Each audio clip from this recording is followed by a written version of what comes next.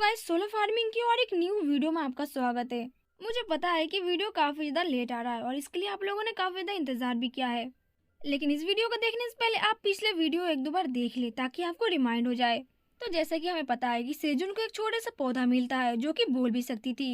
तो सेजुन इसलिए उस पौधे से पूछ रहा था, क्या तुम वही सेब के पेड़ हो जो कि वो लोग ढूंढ रहे थे, और उसे सहला भी रहा था। तब वो लड़की हंसते हुए कहती है कि हाँ मालिक, मैं वही सेब की पेड़ हूँ। जब से मेरी होश आई है तब से मैं बहुत ज्यादा खुश हूँ क्योंकि मैं आपसे बातचीत कर पा रही हूँ। तब सेजुन को अचानक से एक बात याद आती है और वो उससे पूछता है, तुम्हारा नाम फ्लेम है, इसका मतलब ये तो नहीं है कि इस नाम से कुछ गड़बड़ हो सकता है या फिर दूसरे पेड़ों को कोई नुकसान भी हो सकता है। और ऊपर से सबसे बड़ी बात यह है कि तुम अगर एक पौधा हो तो तुम बोल कैसे सकती हो। तब फ्लेम सेजुन को बताती है, ऐसा इसलिए है क्योंकि वो एक फ्लेमिंग एप्पल ट्री है और वो सीधे अपनी मैजिक पावर से सीधा सेजुन के सबकॉन्शियस माइंड में अपनी पावर को सेंड करे, जिसकी वजह से वो उससे बातचीत कर पा रही है। और इसका जो छोटा सा क्यूट लुक है उसने अपनी आप को इतना सुंदर इसलिए बनाया है ताकि सेजुन के सामने वो अच्छा दिख सके। और वो सेजुन से पूछती है, क्या सेजुन को इसका ये लुक पसंद नहीं आया, और वो इस बात के लिए सैड होकर रोने लगती है। तब सेजुन हिचकिचाते हुए उसे कहता है कि ऐसी कोई बात नहीं है, सेजुन को इसका लुक बहुत ज्यादा पसंद आया है और वो दिखने में काफी ज्यादा क्यूट भी लग रही है। लेकिन फिर वो फ्लेम से कहता है कि तुमने कहा है कि तुम एक मैजिकल रेड एप्पल ट्री हो और तुमने यहाँ पर जादू का भी जिक्र किया है, इसका मतलब ये होता है कि तुम आसपास के पेड़ के मुकाबले काफी ज्यादा अजीब हो और अनोखी भी। जबकि यहाँ पर अपनी मन ही मन सोचता है, ये तो तब की बात है जब मैं यहाँ पर गुफा में पहली बार आया था और मैंने सेब खाकर उसको बीज को यहीं पर बो दिया था। तब दूसरी तरफ फ्लेम उससे कहती है कि मास्टर आप में इतनी तारीफ मत करो, मुझे तो शर्म आ रही है। और वो बताती है कि वो ऐसा इसलिए स्ट्रांग बन गई है और इसलिए उस एजेंट से बातचीत कर पा रही है क्योंकि बहुत दिन पहले जब वो थोड़ी बहुत अपनी बीज को अंकुरित कर रही थी तब उसे बहुत ज्यादा गर्मी महसूस हो रही थी और वो अपने सरवाइव करने के लिए अपनी जड़ों को मिट्टी में काफी दूर तक वो फैलाते गई। अब फैलाते फैलाते उसे काफी ज्यादा डार्कनेस महसूस हो रहा था, लेकिन एक दिन अचानक से उसे पानी का स्रोत दिखा जिसे पीकर उसे काफी ज्यादा अच्छा लग रहा था। लेकिन अभी तक वो अंधेरे से बाहर नहीं निकल पा रही थी। लेकिन तभी एक दिन अचानक से उसे सूरज भी दिखने लगा और जैसे ही वो सूरज के पास गई वो उसके बाद वो रोशनी का पीछा करते हुए ऊपर तक आ गई, जिसके बाद उसने सेजुन के साथ मुलाकात किया। सेजुन के बात सुनकर काफी ज्यादा रिग्रेट फील होता है और वो सॉरी फील करते हुए उसे कहता है कि उसे पता ही नहीं था कि उसने एप्पल सीड बोया था और उसी पर उसने आग जला दिया।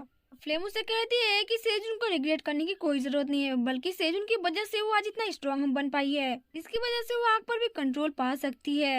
अब आग को देख के सेजुन काफी ज्यादा हैरान हो जाता है और हैरानी से उसे पूछता है, तुम आग को भी कंट्रोल कर सकती हो।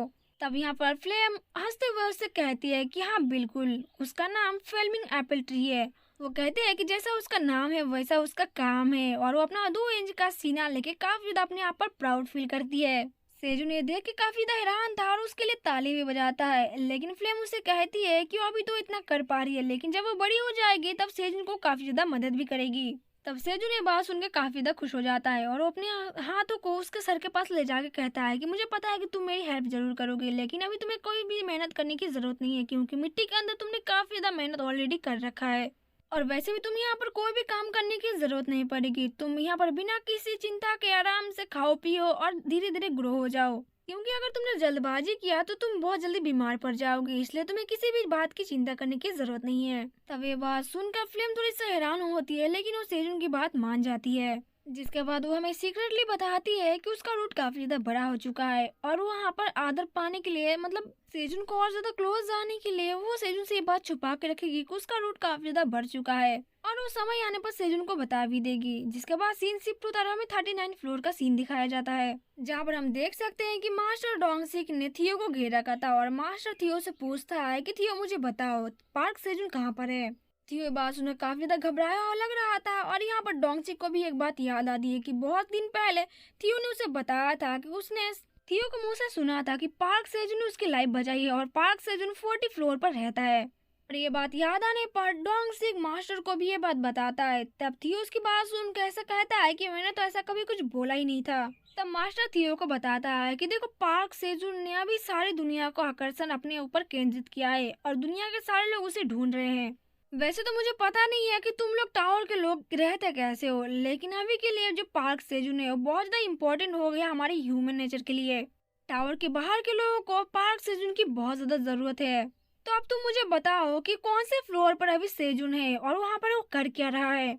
और क्या उसे कोई सी हेल्प की जरूरत पड़ेगी, और उसे हेल्प की जरूरत है तो टावर के बाहर क्यों नहीं आ रहा है। मैं हंटर एसोसिएशन का रिपब्लिक साउथ कोरिया का लीडर होने के नाते मैं तुमसे पूछ रहा हूँ, हमें उसकी बहुत ज्यादा जरूरत है। जिसके बाद मास्टर अपने घुटनों पर बैठ कर थियो से कहता है कि मैं तुमसे विनती करता हूँ, क्या तुम थोड़ी सी उदारता नहीं दिखा सकते और हमें उसका पता नहीं बता सकते। अब इस बार थियो काफी ज्यादा दुविधा में पड़ जाता है, जिसके बाद वो अपने झोले से कॉन्ट्रैक्ट निकाल के कहता है, ठीक है मैं बताने के लिए तैयार हूँ, लेकिन उससे पहले तुम्हें इस कॉन्ट्रैक्ट में साइन करना पड़ेगा। वैसे तो इस कॉन्ट्रैक्ट में थियो ने लिखा था कि ये बात इन दोनों के बीच में सीक्रेट रहेगी, और ये बात किसी वजह से अगर लीक हो जाती है तो मास्टर को अपनी जान देनी पड़ेगी। और एक तेजुनी है जो कि थियो का पूरा सच बता सकता है। वे बात सुन के दोनों हैरान तो होते हैं, और यहाँ पर डोंगसी मास्टर को मना भी कर रहा था इसे साइन करने के लिए, लेकिन मास्टर यहाँ पर ये बात मान जाते हैं। लेकिन जब बात साइन करने की आती है तो डोंगसी मुकर जाता है। तब मास्टर उससे पूछते हैं कि डोंगसी तुम इस पर साइन क्यों नहीं कर रहे हो। जबकि हमें थोड़ी देर बाद का सीन दिखाया जाता है जहाँ पर डोंगसी का मास्टर दोनों ने ही उस कॉन्ट्रैक्ट के ऊपर साइन कर दिया था। जिसके बाद तेजुन यानी कि मास्टर कॉन्ट्रैक्ट के ऊपर साइन करते हैं। वो कसम खाते हैं कि वो आज जो कुछ भी थियो के मुंह से सुनेंगे वो सब कुछ वो लोग सीक्रेट रखेंगे, और डोंगसिक भी सेम टू सेम यही वाले कसम खाता है। जिसके बाद तेजुन यानी कि मास्टर थियो से पूछते हैं कि आप बताओ कि यहाँ सेजुन है कहाँ पर। तब यहाँ पर थियो उन लोगों को बताता है कि देखो सच बात तो ये है कि सेजुन अभी 40 फ्लोर पर है ही नहीं, और ना ही वो कभी यहाँ पर था। जिसे सुनकर डोंगसी बहुत ज्यादा हैरान हो जाता है। थियो उन्हें बताता है कि सेजुन ने उन्हें कहा था कि जब लोग उसे पूछे तो वो बता दे कि सेजुन अभी 40 फ्लोर पर है, लेकिन सच बात तो ये है कि सेजुन वहाँ पर कभी था ही नहीं। तब डोंगसी बहुत ज्यादा हैरान हो जाता है और उसे पूछता है लेकिन अब सेजुन है कहाँ पर। तब थियो उन दोनों को बताता है कि सेजुन वो जगह पर है जो तुम लोग कभी इमेजिन भी नहीं कर सकते हो, मैं कैसे तुम्हें बताऊं। वो अपने हाथ को ऊपर की ओर दिखाते हुए कहता है कि सेजुन यहाँ पर है जहाँ पर तुम लोग कभी सोच भी नहीं सकते, और तुम्हें जाने के लिए काफी साल भी लग सकते हैं, और जिस जगह पर सेजुन है वो कभी यहाँ पर नीचे भी नहीं आ सकता। अब ये बात सुन के दोनों काफी ज्यादा हैरान हो जाते हैं। जिसका बाद सीन शिफ्ट होता है, हमें देखने को मिलता है कि थियो उन दोनों का बाय बाय बोलता है, लेकिन हम यहाँ पर ये बात नहीं बताया जाता है कि थियो ने उन लोगों को क्या बताया है। अब हम देखते हैं कि डोंगसिक मास्टर से पूछ रहा था कि थियो ने जो अभी अभी बताया क्या वो बात में सच्चाई है। तब मास्टर उससे कहता है कि तुम्हारे कहने का क्या मतलब है। तब डोंगसिक मास्टर को ये बताते हुए परेशान हो रहा था कि आपको क्या लगता है कि ये बात सब सच हो सकता है। चाहे कोई भी हंटर कितना भी स्ट्रांग क्यों ना हो, उतनी मंजिल पर पहुंचना बहुत ज्यादा मुश्किल है, और वो भी लैंगडन का इस्तेमाल करके वहां तक कोई पहुंच भी नहीं सकता। टावर के सेंटर तक आज तक कोई भी नहीं पहुंच सकता, चाहे कोई कितना भी ताकतवर हो, और ऊपर से वहां पर वो जाकर खेती भी कर रहा है, क्रॉप्स उगा रहा है। तो क्या इस बात का कोई यहाँ पर सेंस बन रहा है। मुझे तो ऐसा लग रहा है कि वो किसी 60 फ्लोर के आसपास ही होगा और वहीं पर खेती वेती कर रहा होगा, और ऐसा भी हो सकता है कि वहाँ पर कुछ मॉन्स्टर होंगे जो कि और वहाँ पर कुछ मॉन्स्टर भी हो सकते हैं जो कि उसको बंदी बना कर रखे हो, और बंदी बनाकर क्या पता उन लोगों ने उसको अलग अलग कर दिया हो। तब मास्टर इसकी बात सुन के कहते हैं कि हाँ ये सच हो सकता है। तब डोंगसी के सुन के कहता है कि लेकिन मुझे कुछ समझ में नहीं आया। तब यहाँ पर मास्टर उसे बताते हैं कि याद करो उस टाइम को जब हम लोग स्वीट सन पंपकिन पोटैटो को देख रहे थे। तब उसके स्टेटस में लिखा था कि ये स्वीट सन पंपकिन पोटैटो टावर के सबसे ऊंचे स्तर पर मौजूद सूर्य की किरणों से इसको उगाया गया है। तो क्या तुमने ये चीज नोटिस नहीं किया था। तब यहाँ पर डोंगसी कहता है कि हाँ मैंने देखा था। तब मास्टर उसे कहते हैं कि तब तो कोई बात ही नहीं है जब तुम्हें पता है कि टावर का हाईएस्ट पॉइंट कहाँ पर है, तब इस बार में कोई झंझट करने की जरूरत ही नहीं पड़ेगी। अब इस बात से डोंगसी भी हैरान हो जाता है। वो कहता है कि हाँ बात तो बिल्कुल सही है, टावर के हाईएस्ट पॉइंट पर सन पंपकिन पोटैटो भी उगता है, और अगर सन पंपकिन पोटैटो है तो सन तो पहुंचेगा ही, और सन कहाँ पर पहुंच सकता है सबसे हाईएस्ट फ्लोर पर। तब मास्टर उसे कहता है कि हाँ तुमने बिल्कुल सही समझा, और तुम्हें पता है कि इसका रीजन क्या है। लेकिन जहाँ तक मुझे लगता है कि जो पार्क सेजुन है वो जरूर 99 फ्लोर पर होगा अभी। तभी हमें टावर की दूसरी तरफ सेजुन को दिखाया जाता है जो कि अपने कान में उंगली कर रहा था। वो कहता है कि मुझे लगता है कि कोई मुझे याद कर रहा है। जिसके बाद एक बार फिर से सीन शिफ्ट होता रहा, हमें इजराइल प्रेसिडेंसी का विलेज का सबसे रिचेस्ट फैमिली को दिखाया जाता है, जहाँ पर एक कोट पहने हुए बिल्ला कहता है कि मैंने सुना है कि लोटस ने 67 फ्लोर पर काफी ज्यादा तबाही मचाई थी। उन लोटस ने काफी ज्यादा वहाँ पर तबाही मचाई थी, और उन लोगों ने ये भी कहा है कि फूड की काफी ज्यादा शॉर्टेज हो चुकी है। काफी दिन पहले जो हुआ था सेम टू सेम अब की बार भी वैसा ही हो रहा है। तब वो ओल्ड विला कहता है कि इन्हीं सब खाने के शॉर्टेज की वजह से हमारे जो लोअर विलेज है इसकी खाने की जो कीमत है वो 2-3 गुना बढ़ चुकी है, क्योंकि हमारे सर दर्द का कारण बन चुका है। ये ऑरेंज के फादर होते हैं, उनका नाम होता है इजराइल। हाँ, वही विला जो भी मजे उड़ा रहा है। वैसे तो काफी चिंता में था और ये बातें अपने बेटे के साथ शेयर कर रहा था। वो बताता है कि हमें कोई भी इंफॉर्मेशन नहीं मिला है टावर की तरफ से कि टावर में भी चल क्या रहा है। आगे कुछ बोल पाता है लेकिन इनकी खी खत्म ही नहीं होती, जिस वजह से वो बाकी पेरेंट्स की तरह अभी बहुत ज्यादा गुस्सा हो जाता है और जोर से चिल्लाता है और ऑरेंज को कहता है कि मैं यहाँ पर बकबक करे जा रहा हूँ और तुम मेरी बात को क्यों नहीं सुन रहे हो।